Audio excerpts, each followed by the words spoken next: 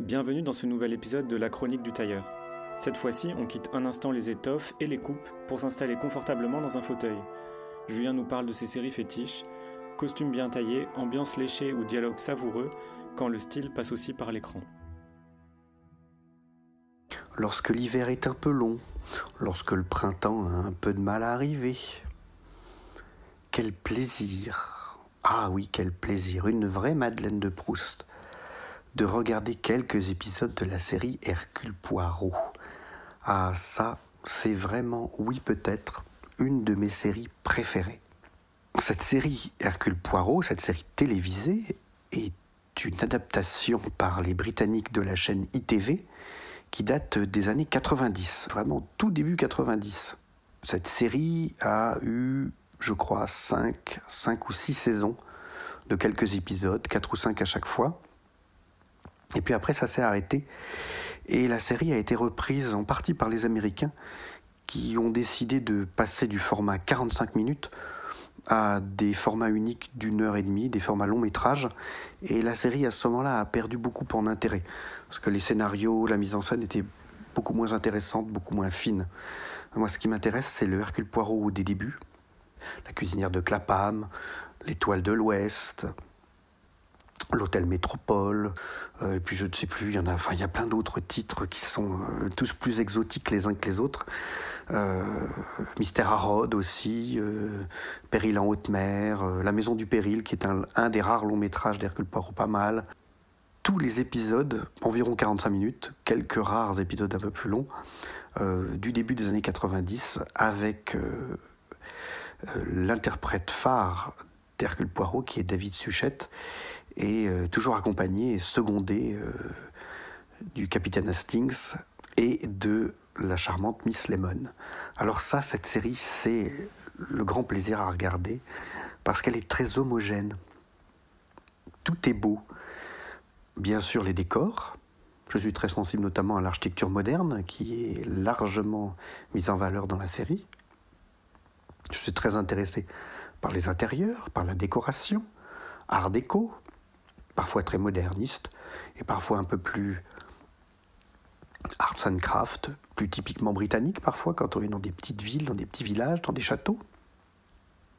Et puis enfin, et surtout, en ce qui me concerne, je suis intéressé parce que le vêtement est très beau et extrêmement bien traité et on sent que costumiers et costumières ont fait un travail d'une très très très grande qualité. Et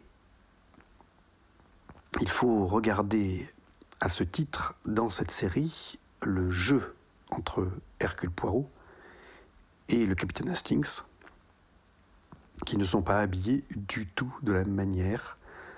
Hercule Poirot, c'est l'élégance du début du XXe siècle. C'est une élégance qui date des années 1910-1920, donc autour de la Première Guerre mondiale. C'est une élégance qui est très teintée par la rigidité et la fantaisie en même temps de la Belle Époque. Quant au capitaine Hastings, c'est un homme résolument moderne, un homme des années 30 et 40, qui porte des ensembles beaucoup plus décontractés et qui lui-même est plus décontracté. Et c'est extrêmement intéressant de voir justement ce duo vestimentaire au-delà des personnages dans chaque épisode. Hastings, c'est les voitures modernes, c'est la vitesse. Hercule Poirot, c'est le train, prend plus le temps. Donc Hastings, c'est le futur. Et Hercule Poirot, c'est presque l'homme du passé. Et ça se représente dans le vêtement. Hercule Poirot porte des ensembles, des costumes 2 pièces, enfin toujours 3 pièces, mais assez souvent avec des gilets dépareillés. Veste à cran en pointe, la plupart du temps. Gilets croisés, souvent de très belles soieries. Des nœuds papillons, bien sûr, sur des cols cassés.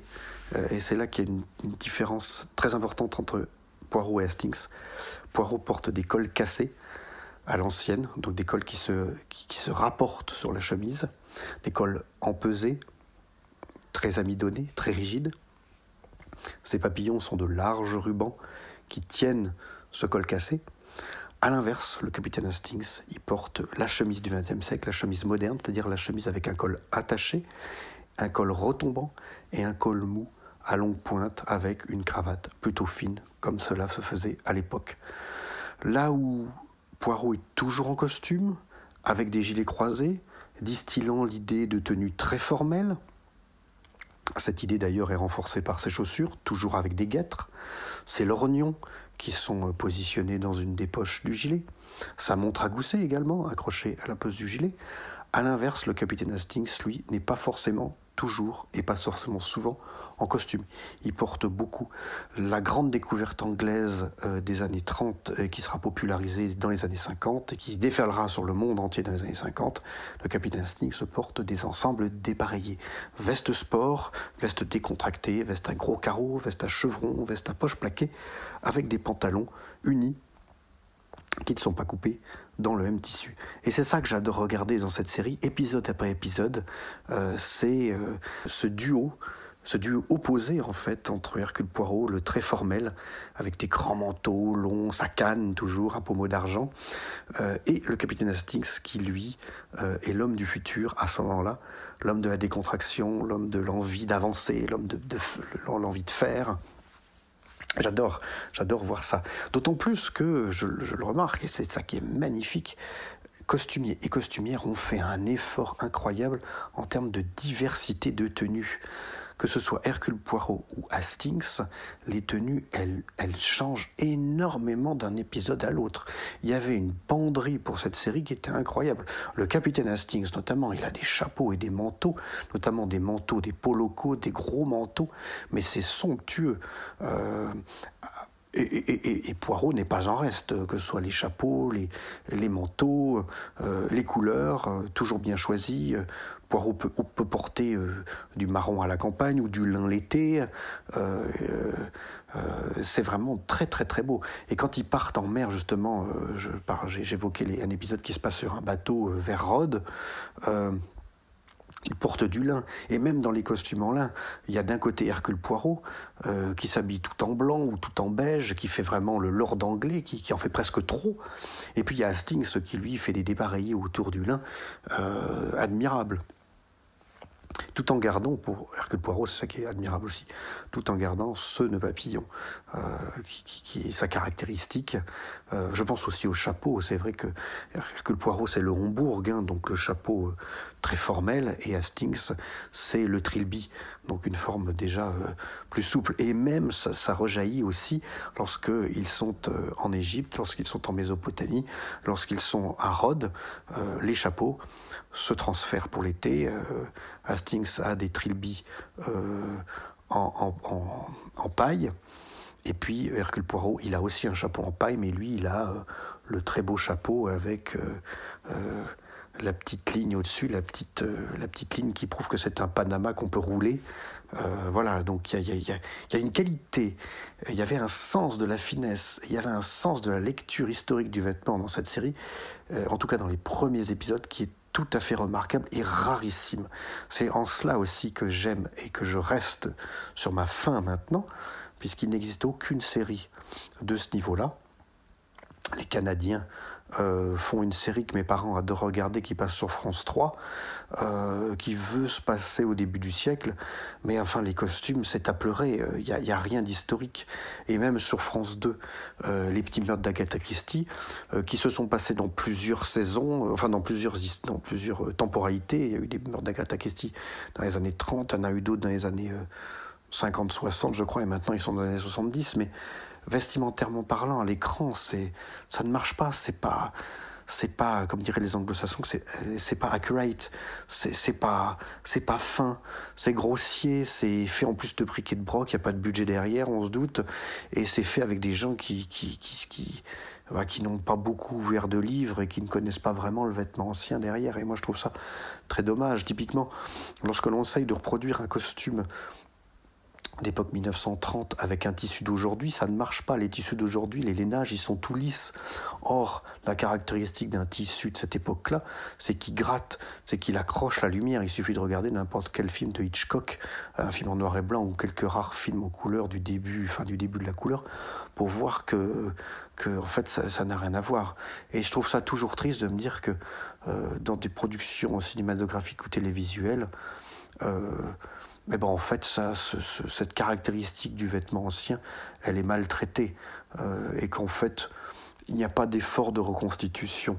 Il y a juste l'idée de faire genre. Genre, c'est ancien, mais ça ne va pas chercher très loin, il n'y a pas de fond. Or, dans Hercule Poirot, il y a un vrai fond, et ça ne touche pas que les deux personnages principaux. C'est ça qui est magnifique. Ça ne touche pas que Hercule Poirot, et ça ne touche pas que le capitaine Hastings. Dans les petits meurtres d'Agatha Christie dont je parlais à l'instant, les premiers, ceux qui se passaient dans les années 30, le fils de Coluche jouait l'associé du commissaire. Il y avait un effort qui était à peu près porté sur ces deux personnages-là, mais c'était tout. Parce que dès que d'autres intervenaient, des personnages secondaires arrivaient, les costumes étaient des costumes presque contemporains et on voyait qu'il y avait un décalage. Or, dans Hercule Poirot, c'est ça qui est magnifique, les autres personnages sont magnifiquement traités vestimentairement parlant. Il y a bien sûr l'inspecteur Japp, qui est toujours habillé de la même manière, avec un costume marron un peu dépenaillé, un trench qui est un peu vécu, etc. Mais lorsqu'il y a un directeur de banque, lorsqu'il y a un Chinois, lorsqu'il y a un impresario habillé avec un énorme manteau de fourrure, il y a des stéréotypes en fait qui sont mis dans les vêtements. On a presque l'impression qu'on regarde Hergé, qu'on regarde les Tintins, parce que Hergé avait cette capacité à voir les stéréotypes qui étaient d'ailleurs peut-être beaucoup plus forts par le vêtement à l'époque, parce que maintenant le vêtement c'est quand même assez dilué. Un milliardaire s'habille de la même manière qu'un homme de la rue presque maintenant, donc il est beaucoup plus difficile de percevoir les différences, alors qu'à l'époque, et c'est ce qu'on voit dans Hercule Poirot, un lord, un homme éminent va porter le col dur et la jaquette, un ouvrier portera un bleu de travail, un député va porter un costume croisé rayé, etc. Et ça, c'est magnifique parce que dans Hercule Poirot, dans la série d'ITV, encore une fois, il y avait cette vision stéréotypique du vêtement, telle qu'on pourrait la voir dans les revues spécialisées de l'époque, dont Apparel Arts, dont je parle souvent, et l'apothéose en fait. Il y a des stéréotypes suivant la hiérarchie sociale, et il y a des stéréotypes suivant le pays où l'épisode se tourne, même si principalement la plupart des épisodes sont tournés en Angleterre. Et j'ai pour ma part une grande préférence pour les épisodes les plus anglais possibles. Un qui se passe en Écosse, une partie de chasse qui tourne mal, ou un autre, un dentiste qui tue sa femme, et ça se passe dans des petits villages anglais typiques, et ça, c'est l'apothéose de la Madeleine de Proust. Alors s'il fallait donner deux autres séries, l'une est de la même époque, des années 90, toujours de la même chaîne, ITV, c'est l'adaptation des nouvelles de P.G. Wodehouse, des nouvelles humoristiques qui racontent la vie d'un majordome qui s'appelle Jeeves au service d'un jeune freluquet argenté qui s'appelle Wooster, et la série s'appelle Jeeves et Wooster, et l'adaptation qui avait été faite est magnifique, vestimentairement parlant aussi, absolument dans les stéréotypes. On a vraiment l'impression de regarder, c'est ça qui est incroyable, on a l'impression de regarder une série qui aurait été tournée à l'époque dans les années 30. Et c'est beaucoup plus fin, par exemple, que... alors, je sais qu'on a beaucoup encensé, je n'ai pas détesté regarder cette série, mais Downton Abbey, par exemple. Moi, j'ai toujours eu un petit peu de mal avec Downton Abbey parce que j'ai toujours trouvé que c'était vraiment trop léché, c'était vraiment trop propre, tout était trop américain, j'ai envie de dire, et n'avait pas ce côté un tout petit peu fané qu'on serait en droit d'attendre d'une vieille famille aristocratique anglaise ou européenne de manière générale, un côté un peu suranné qui serait intéressant de distiller dans le vêtement. Et justement dans Jeeves et Wooster, on trouve ce côté pas trop apprêté. Et c'est une série vraiment magnifique. Une autre série qui est l'adaptation d'un immense auteur anglais. C'est une petite série. Il n'y a pas eu beaucoup d'épisodes. Le roman, lui, est très très vaste. C'est Brightside Revisited ou Retour au château en anglais, d'Evelyn Waugh. et cette série des années 90 également. Donc on tourne toujours, c'est ça qui est très curieux, c'est que, est-ce que c'est une coïncidence? C'est vraiment des séries du début des années 90. Il y avait une école anglaise de séries historiques. Et cette adaptation avec Jeremy Irons dans le rôle titre, le rôle de Charles Ryder, cette adaptation, elle est à mettre au firmament de la beauté esthétique, pas uniquement d'ailleurs que vestimentaire, mais vestimentairement parlant, c'est magnifique. Le jeune lord Sebastian Flyte est un jeune, dandy qui fréquente d'autres dandys à Cambridge ou à Oxford, je ne sais plus. La vieille famille Flyte, Lord Marchmain, qui est joué par Sir Laurence Olivier, c'est une autre esthétique, c'est une autre élégance. Charles Ryder, qui est pas un roturier, mais un bourgeois, c'est encore une autre élégance. Et tout ça est tellement bien mis en scène, tellement bien représenté, que c'est vraiment un plaisir incroyable. Donc voilà pour 3 séries: Hercule Poirot, Jeeves et Wooster, Brideshead Revisited. Et puis si l'on doit évoquer des films, il est évident que les adaptations de Merchant et Ivory sont vraiment à voir.